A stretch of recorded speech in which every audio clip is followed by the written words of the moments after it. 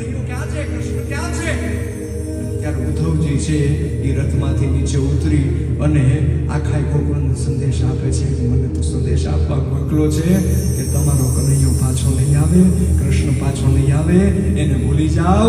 અને આખું ગોકુળ છે, એ ગોપીઓ છે, એ બધા ઉદ્ધવજીને કહે છે કે ના ના ના, અમારે કોઈ સંદેશ નથી સાંભળવો, અમારે કોઈ સંદેશો નથી જોતો, અમારે તો અમારો કનૈયો જોઈએ, અમારે અમારો કાનડો જોઈએ, અમારે અમારો કૃષ્ણ જોઈએ.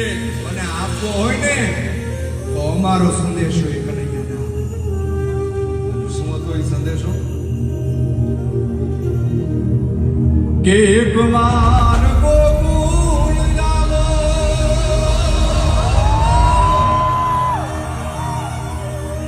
અને માતાજીને મોઢે થાવો.